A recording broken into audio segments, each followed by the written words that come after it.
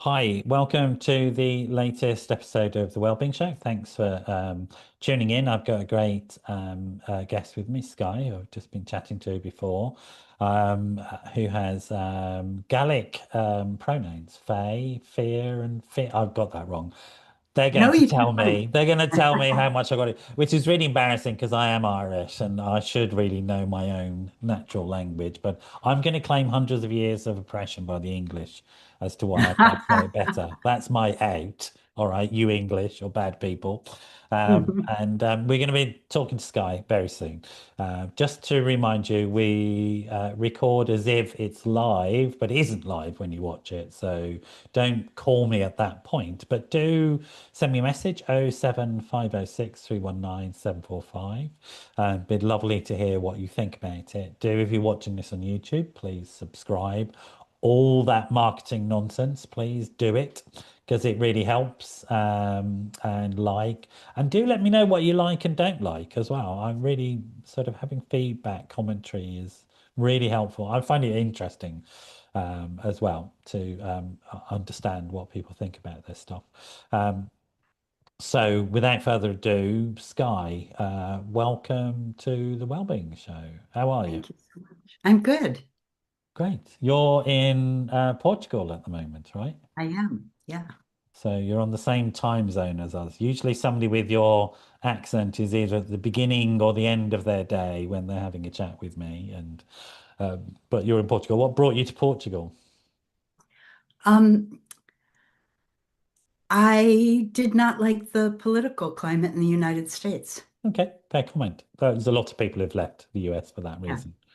Yeah. And understandably so, I would say. I don't like it. I'm glad I don't have to Yeah. make that decision to leave, to be honest. Yeah. I think the United States has way too much power and nobody likes it because it affects everybody in the world. Yeah, yeah, it is. I mean, I'm a great fan of the US as I knew it. I genuinely, I've been there quite a lot. I've even driven across the country, but its current political leadership and iterations are frightening to me. They scare me. Yes. I agree. I was really scared about it and Yeah, I'm heartbroken about how immigrants are being treated, how trans people are being treated, sure. and I am very proud of how the American people have resisted Yeah. beyond anything I could have imagined. You know, And it's a story that isn't told enough about the resistance. We see it sometimes in some cities, Minnesota most notably, but actually there's been a lot of very organized pushback on what is going on. So there isn't a simplistic story there. And we're seeing some of that importation into the UK at the moment, unfortunately. We look at Belfast at the moment and some of the uh, yeah. southern cities in the UK. There are bad actors in this country who are copying the processes in the US and importing them here inappropriately. So let's hope we don't go as far as that. Um, we're going to discuss trans issues, we're going to discuss human rights, I'm sure, etc. But I'd like to know a little bit about where and how you grew up, and if you don't mind, tell us, a little bit about Um, little Sky. Where was she? um, uh, I was born in Cleveland, Ohio, Right, and I lived there till I was like a week before my 14th birthday. I am the oldest of six children, right. and very Irish American Catholic culture.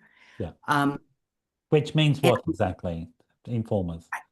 uh, you have to think like my family was the type of family that would contribute to to Sinn Féin or Yeah, yeah, right. And all so St. Patrick's Day was a huge event.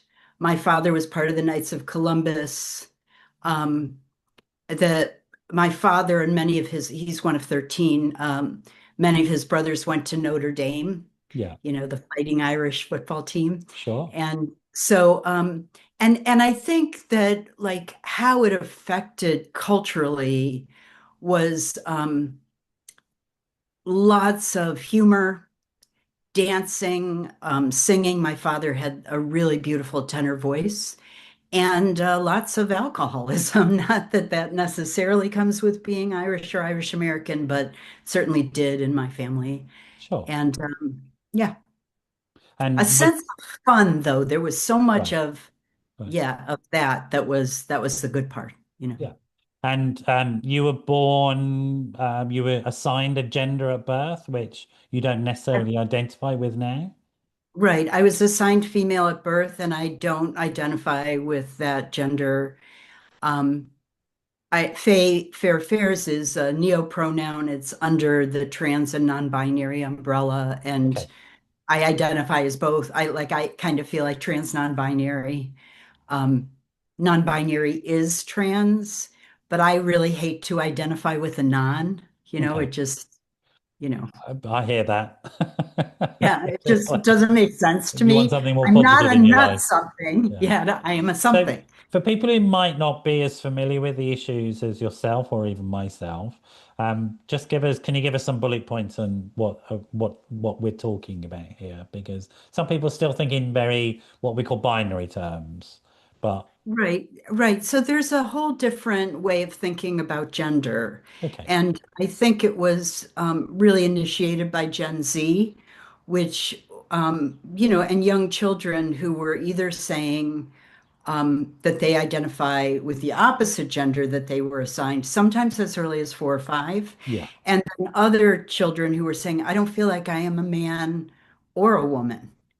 And then that, it kind of filtered up through the yeah, ages. yeah, Um, for me, I would say I'm like a Gen X boomer, so a very different generation.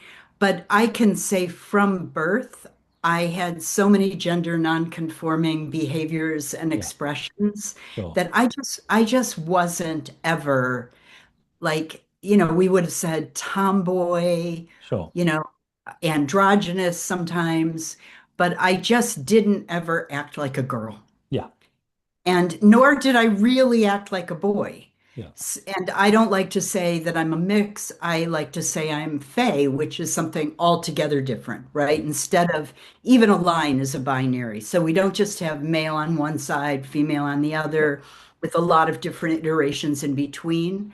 I think we have a constellation of genders, yeah. and I exist in the galaxy of genders. And the science bears that out. I mean, there are 32 biological sexes currently, four distinct at chromosomal level, and 96 markers of gender genetically. So it's sort of like it is a much more complex and always has been much more complex than people have acknowledged up until recently. And with the sort of absolute courage of people to come out and say, hang on, there's something wrong here. Doesn't fit me, or I don't fit it. Whatever it is, there's no fit. And so people have been incredibly courageous, as far as I can say. Recently, the British Medical Association, which is the union for doctors here, challenged some of the laws in the UK, saying that they're scientific nonsense. So some of the That's binary amazing. Yeah. there was a recent ruling by the Human Rights Commission about some law that Parliament passed saying it's scientifically illiterate, is what they said.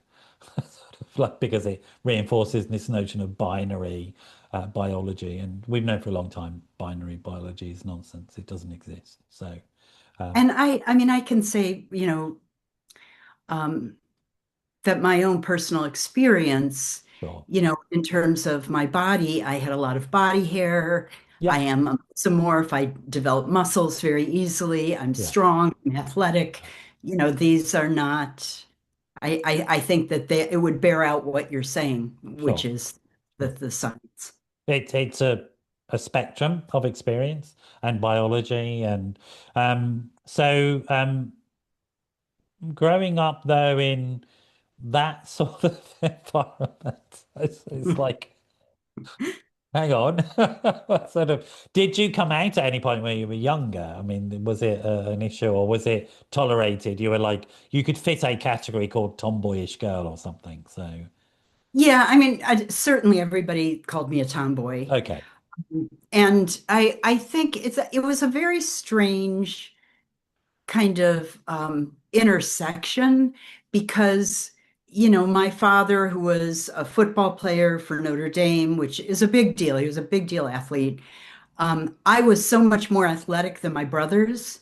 And and my father, he would take me, and I have a brother who's my Irish twin, right? 13 months younger than I am. Sure. He'd take us both out in the field and teach us football or whatever.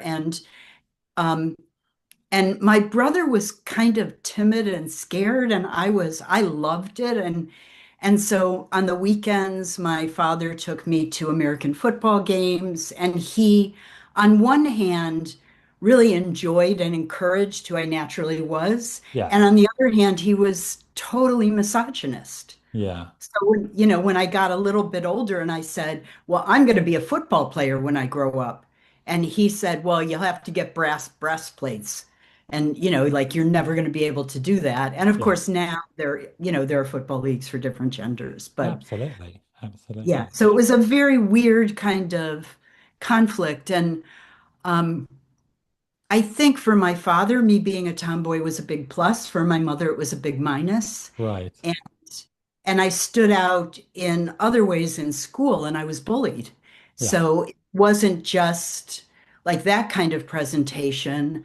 I also like I just could not get that I was supposed to care about the male gaze. And so I'm in a Catholic school Yeah, and right. Was it a I girls' have school or co-ed? no, it was co-ed. Right, And okay. and I had opinions about like everything we read, and I loved ideas, and I would raise my hand and I'd say what I think, and if it contradicted the boys, I didn't care, but they cared, so that kind of gender nonconformity was also really active for Um, me. and people should understand, people who are not as old as you and I, let's put it frankly, won't understand that. I get what you're saying. When I was in school, until second wave feminism hit, only the boys put their hands up, the girls never did. I mean, and people would look at that now and just think that's bizarre. Why would that happen? But the research came out, I remember in the UK saying that one of the reasons why girls were held back is because they didn't put their hands up and all this sort of stuff. And so new teaching strategies came in to encourage girls to be more active. But it would have been weird to everybody because you weren't Yeah, I supposed to mean, be like that as a girl, right? no. And I mean, we moved when I was 14, we changed states, went to a more liberal state, Sure. it was a much better move for me. And my parents sent me to an all girls Catholic school. I say 2,999 girls and me. Um, but at that school, it was all Was that a girls. conscious choice in their part? Were your mum, she wanted you to be girlified by sending you to an all-girls school, or? It was the nearest Catholic school, so Okay, they just right. wanted me to go to a Catholic school. Okay. And that particular school had, like, on one side of the campus, it was this huge girls' school, and on the other Sure. side of the campus, it was a school for boys. So, Yeah. but we competed for grades, we competed for who was smart. Like, there was a way, there's Catholic school has so many downsides. Yeah. But I was like, thank, whatever, whoever, that I ended up in a place where I could be openly smart, you Yeah, know. I mean, to switch to a binary sort of terminology for a short time, there's plenty of evidence that girls-only schools are good for girls in many ways. That they don't face the same levels of misogyny and risk and danger and oppression, and so academically can be a lot more successful. I mean, there's other issues as well if we go into a non-binary world, but actually can be very successful for girls, really. So I can imagine, yes, there was a freeing sense as well as something else. But were you conscious even at that point? Did you have a language to suggest I don't really fit into this situation? I didn't have language, Right. but I knew that I felt like I didn't fit in. Okay. And that it was really and this is a pattern that has continued throughout my life. I am a person, I know a ton of people, but I like to be close to about three. Yeah, Like 3 to 5 people is about sure. what and I like to be really intimate with who I'm intimate with. Okay, I want to know each other fully. So in high school, I always had a best friend and then a couple of other really close friends. sure. And I started working when I was 16 at a fast food restaurant. Yeah, And I was like, the people that worked there had graduated from high school and they were hippies.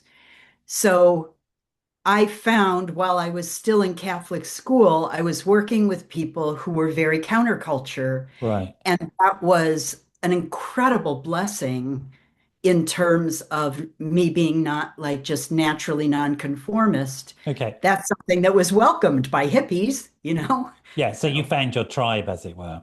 yeah, through Yeah. luck. I mean, it wasn't, I didn't know to go looking, but I was lucky. So, But it is, I mean, it's a familiar story. I mean, in some ways, our generation, we had those opportunities, which I don't necessarily think are there for young people now. There isn't those countercultures going on. There's the identity politics and identity groups and stuff like that. But like I fell into the world of theatre and performance, and that mm, was my culture that could tolerate my weirdness, and I felt right at home there. I didn't feel strange amongst strangers, It was like really cool. But I wonder whether young people have those opportunities now. Their lives seem so prescribed and controlled, and the outcomes and the whole Instagram thing. That's a separate issue, maybe.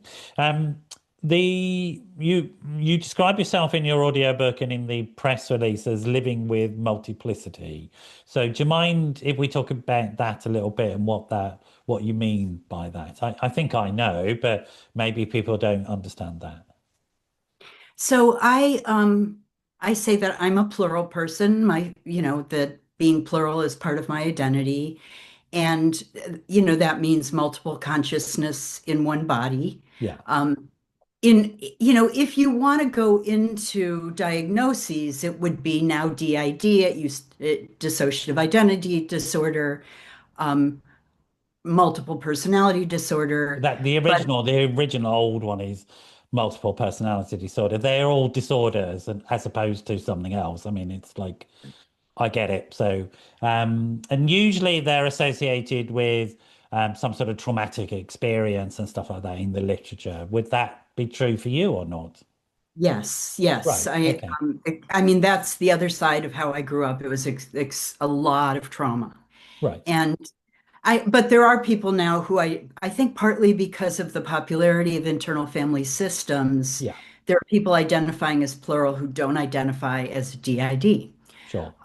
But for me, I think, I've been healing for 38 years. Yeah. Yeah. And so I embrace plurality. Sure. I say I'm a healed plural person. Yeah. It's always healing, but Yeah. there's a threshold that you cross when you start to have an inner sense of wholeness. And I Sure. didn't even notice it. When I crossed that threshold, I had a therapist say to me, you do realize you're healed. And Yeah. I was like, that feeling, is that what the healed is? Yeah. Yeah. And do you mind if I just give some sort of explanation to people who might be listening who these ideas might be new to, or you can join in and help us explain it a little bit? Yeah. So trauma, I mean, I grew up in an Irish Catholic British family with alcoholism, extreme violence, intercommunal violence. So I look at what's going on in Belfast right now and I'm like, oh, that's very familiar. My family, certainly my mother's side, were provisional IRA, which you will know. You talked about donating money to that organization as a child. That's where a lot of the money came from.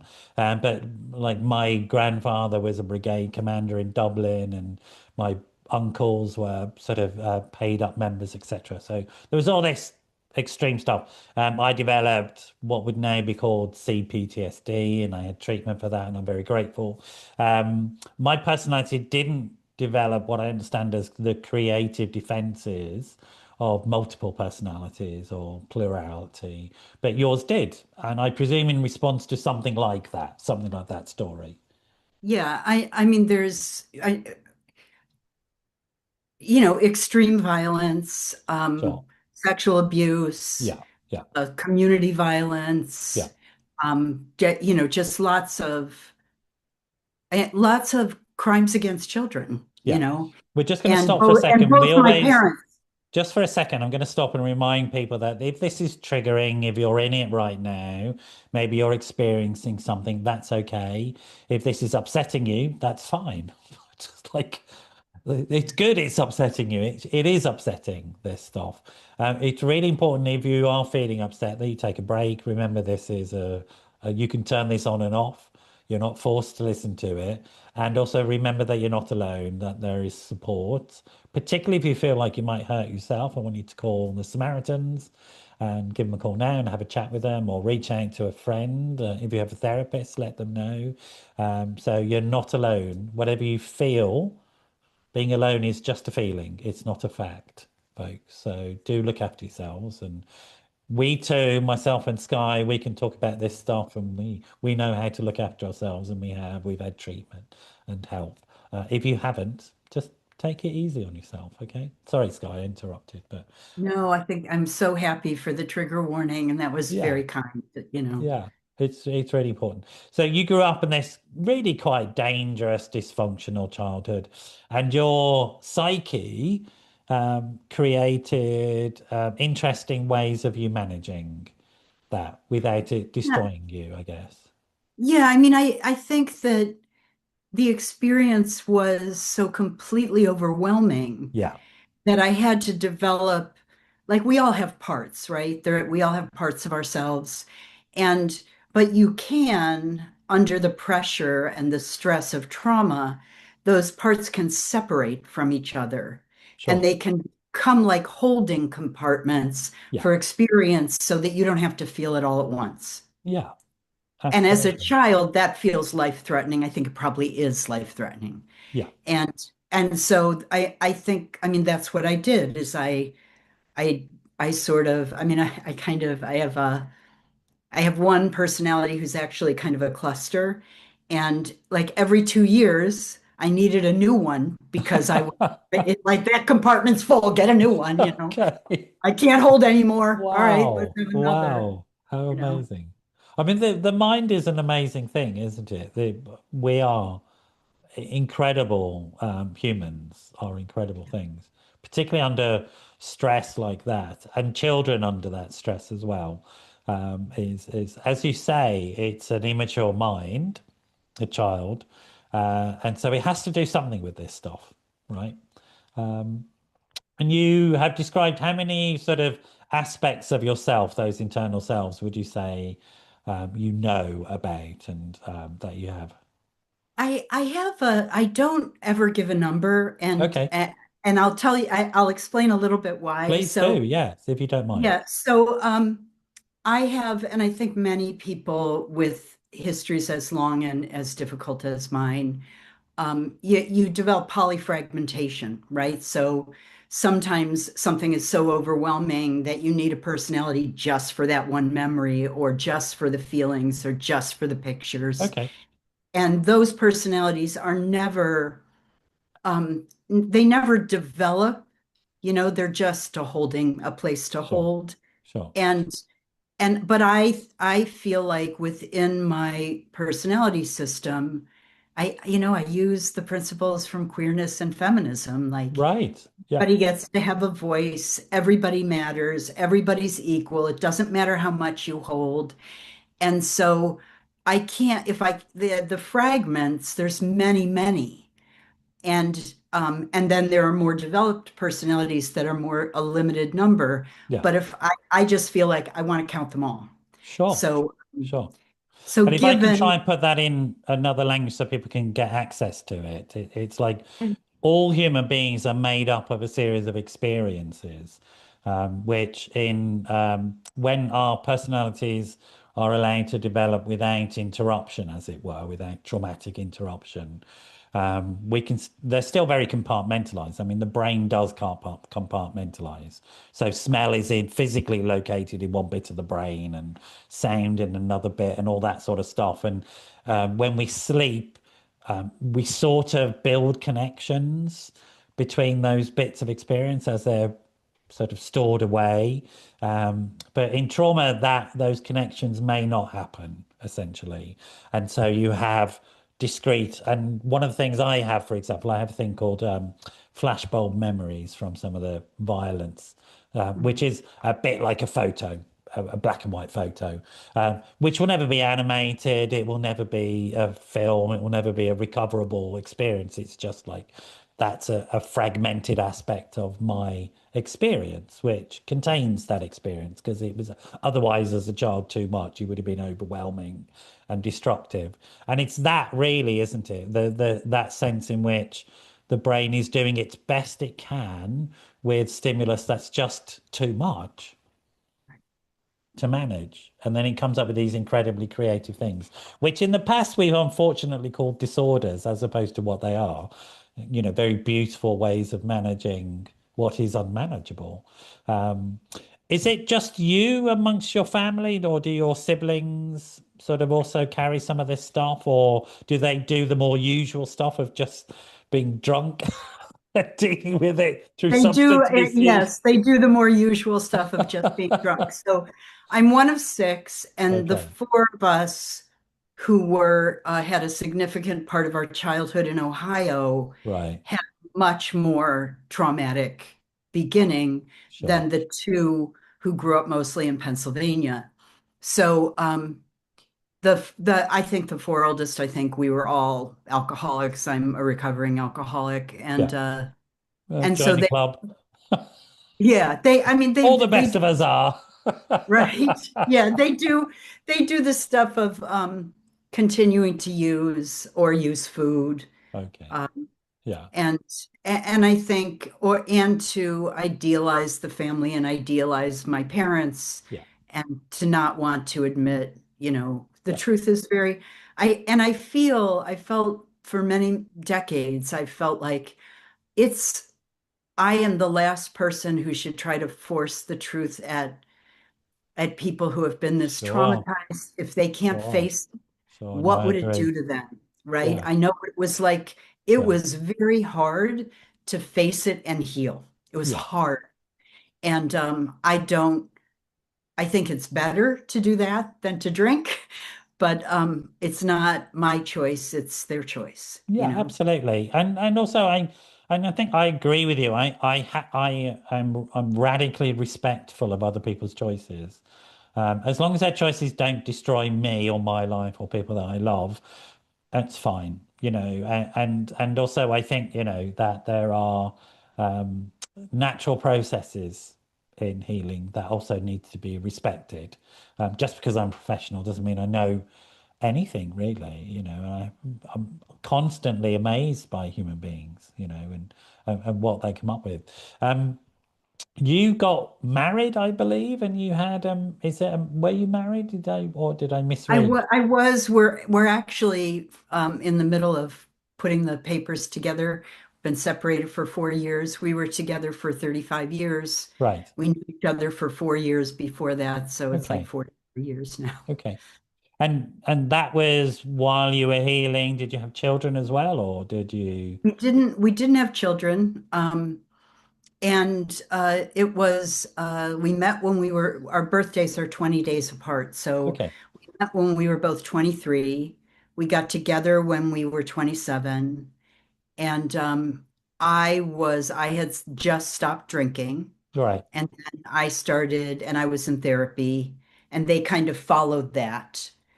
So we had a life that I mean, this is something that, the beginning of our relationship, we were, you're kids in your 20s. Yeah. Yeah. And here we are, and I get sober, and I have this wonderful year, right? Of just, it's amazing to be sober. But I believe that, and this is what happened for me at 9 months of sobriety, post-traumatic stress surges. And it goes back down within a week or 2 weeks. And then somewhere between a year and year and a half, it goes up, and it doesn't go back down unless you get treatment or Sure. you use or you pick up a new addiction. Yeah. That's like seems to be the choices. Yeah. Um, so I got treatment. I worked on it. I was very, very committed, but it was a crisis in my life and therefore in my partner's life. Sure. But part of it was because I'm the oldest. In my family, I had a sister who was 13. I had a niece who was 2. They were at risk. They were being exposed without supervision to Sure. very dangerous people. And so, I reported my father to the police. I testified before the Committee to get the statute of limitations removed. And my ex went into schools as part of programs teaching safe touch to kids so the kids Right. would know how Yeah. to Yeah. unsafe touch. And Wonderful. I mean, what an amazing, I'm so proud of that. It was such a hard period of our life Sure. together, but Sure. it was so meaningful. Yeah. Like we were doing something with the hard, you Yeah. know? And also presume big as you were getting the treatment, you were getting to understand your plural inner world much more. And you I, were making sense of it, and your partner was making sense of it with you. it was, it was very interesting in the Sure. early 90s because the treatment, unless you were lucky, most of the treatment wasn't very good. Yeah. And, That was and before EMDR and etc. Yeah. Yeah. No EMDR, Yeah. no somatic experiencing, no internal family systems. Yeah. There was some parts work, but it wasn't popular. There was Well, there for, was all Freudian, post-Freudian stuff that was doing. So, like, there was ego psychology in America, it was similar. Object relations in Europe, which is similar, but it's not the same as parts work. So, yeah, no, it's a very limited stuff, very definitely.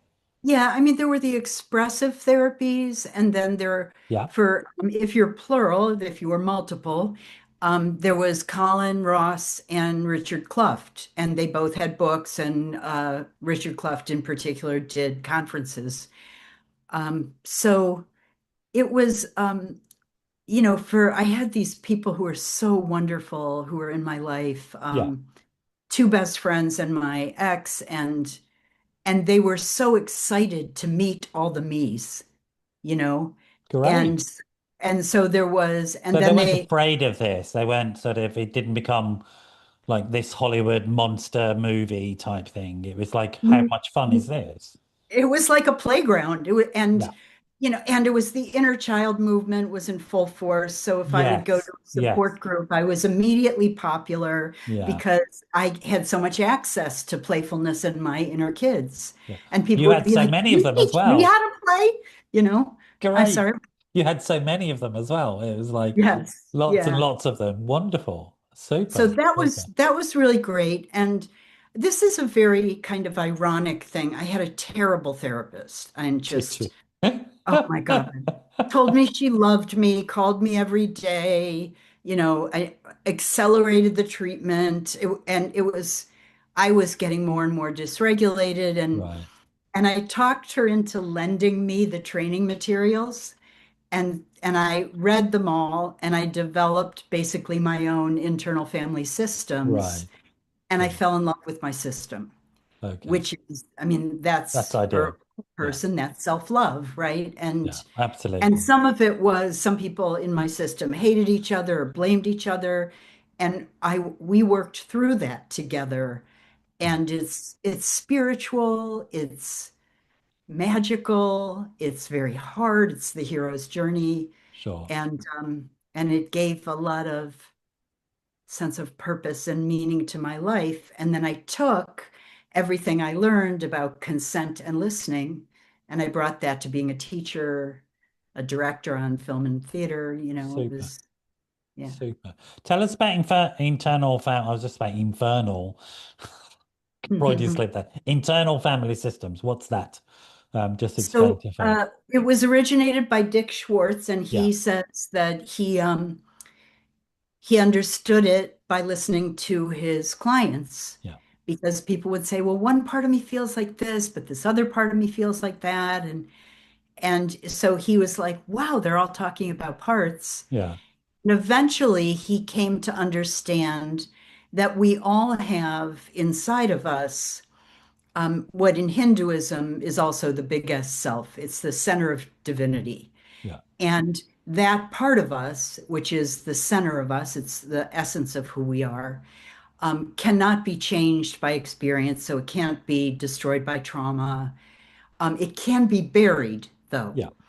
And then the parts that of us, Dick divided them into categories. So there are protectors, and those are the parts of us that are trying to protect us from hurt. Yeah. And under protectors, there's managers who are proactive and firefighters who are like, this is bad, got to make it go away. And Yeah. that's usually like, I'm going to drink, I'm going to work, I'm going to do something. Yeah. And then exiles who carry the pain. And just so these very kind of categories of parts. And the idea is that you listen to parts and you work with parts and Sure. you keep bringing them back to the biggest self, to that center of light, which is the thing that can really heal you. Yeah. The radical change, besides having a spiritual component to psychotherapy, is that it's totally client centered. It's not the therapist who's going to heal you. Yeah. It's this center of um, light and curiosity and confidence and compassion, and marrying that to the experience of your other parts is the key to Yeah. to the key to And freedom. I imagine that for somebody who had so much negative interference from powerful figures in your life, being empowered in that way was quite a liberation in terms of you setting the agenda in your internal world and the various democratic processes that you put in place within your psyche. That in itself was really important, that component. Yeah, I found that before IFS. I mean, I have Right. done some IFS therapy, but the IFS was late in the game for me. Okay. I'd already figured out almost all of it by the time I found Dick Schwartz. Really? Right. Yeah, yeah, And so was that more like, okay, the world has caught up with me? It's like, hang on. yeah, well, I did because like I said in the 90s, treatment where I lived was not very advanced. Sure. I attended therapist conferences, I read all the articles and all the literature, and I did that for a while, and then I was like, you know what, I think I'm just going to listen to my intuition. Okay, And cool. and Cool. then I started doing yoga and I started doing meditation and I Yeah. started doing like movement and theater, and then like 7 years after I was well into that, Bessel van der Kolk was like, you should do yoga, you should do theater. I Yeah. was like, yeah, I'm ahead of you. Yeah. Yeah. No. Absolutely. Yeah, no, it is like that. There's a time lag between like the evidence base and what we know works and what people work. That sort of lived experience stuff, which I presume you got as well from your recovery from alcoholism, etc. The validation of lived experience and lived experience with other peers in particular that you could Yeah, share the other journey with. survivors. Yeah, and Absolutely. especially queer people and feminists who Sure, were, sure. who were already developing um, models that give as much agency as possible to the person who Absolutely. has the experience. Absolutely, absolutely. And these days you're sort of you're like I mean, you have a broad range of creative interests, right? You're a Yes. screenwriter, a performer, etc. Tell us something about what you're involved with, the broad range of creative skills that you're sort of using at the moment. Um, well, at the moment, the very like in Portugal, I'm doing storytelling. Okay. So it's true stories told live, and you get up and you tell a story for 10 minutes, Yeah. and that is I put that under the heading of solo performance. Yeah. So I have done full solo shows, and I really love ensemble work, but I don't want to play cisgendered women anymore. So Okay. That's right. after 20 years of that, Yeah. Yeah. I had a type, and I'm like, the type is like the strong woman with a hidden vulnerability, and Yeah. I'm like, it's just a non-binary person. But so I do that. So I do solo performance, and I've been doing that since 2017. And then I just did the audiobook. And I completed the memoir, released the memoir, and my writing group was like, there's an intersection. You're a writer actor. Why don't you do an audiobook? Yeah. And I have to tell you, it was so hard. Was it? 47 voices, 47 Right. voices. And Right. and some of those voices are my parents, you know? Oh, wow. And so I Wow. did, Yeah. Yeah. Yeah. I get it. I yeah. get it. So, I and get there, it. it's the people I dated, and it was Yeah. technically difficult. I mean, if you're in theater, right? We Yeah. do accent work. Yeah. Yeah. Takes me 3 weeks to really learn an Of accent well. course. Of course. I had to do 5 accents. Right. Puerto Rican accent, mixed British and Russian, Yeah. Boston, Yeah. Ohio. So I was like, how do I learn this many accents to Sure. do and then keep track of when they Sure. come and come back? And then the emotional toll of playing my parents, sometimes treating me badly. And then I played all of me, Yeah. which, and I think the thing that was, I mean, is it egotistical to be like totally in love with your own personalities? But, No, I don't there's think like, so. yeah, so I have like a 16-year-old personality who's so um, kind of outspoken and Sure. badass, and Sure. that was every time that he came out, it was fun. Yeah. But then I had personalities who I've heard them in my head my whole life, but I had never narrated them out loud Oh, before. wow. How And I was like, oh, exciting. well, that's what you sound like? Wow. Yeah, I can imagine. That's just Yeah. awesome. I mean, it was an unbelievable experience to do. Super. Super. And And that it was, mode of doing it, the audiobook, must have been quite unique in that sense, you know. It's got something very magical about it, I think, audiobooks. Hearing a voice, in your case, many voices, and then listening to it. What was that like? I mean, doing it and then listening to it. I mean, I can't bear to listen to myself. I have to say, I've never heard myself and thought, oh, I like the sound of my voice. I've never done that, but. What was that like to listen back to yourself and listen to the various yous? yeah, I mean, I have a thing. Uh-huh. So, I am a film actor. Yeah. And so for So 20 you've had to years, learn to tolerate it. Yes. Quite. I have to watch myself three Yeah. times because the first time I just want to fall down and writhe That's on the floor. I know that feeling. I never get back past that one. And the second time I'm like, all right, well that was good. I don't know about that. That was good. And Yeah. then the third time I can kind of stand and say, relatively objectively, Okay. this was a good performance. This was my best performance. This was not my best work. Sure. And so I had to do that with the audiobook. I listened and I was like, no, I got to do that again. No, I got to do that again. So Right. I had a lot of the nothing was good enough. Yeah. And then and I also had, sometimes I would listen to it and just cry, Yeah. like Yeah. there was grief, it wasn't unknown material, but it's still my life. Yeah. I have a line I said in this solo show that I did, the line is, I'm never gonna get to be somebody it didn't happen to. Yes. I mean, yeah, absolutely. That's right. Yeah. And people would start crying in the audience, Yeah. and they weren't crying for me. They were crying because they also want to be somebody who Yeah. parts of their life didn't happen to.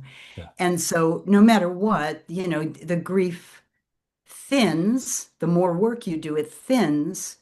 But for me, some of it has gone away, some of it hasn't. It Yeah. just maybe will never go away. Yeah. And so I had that part of it.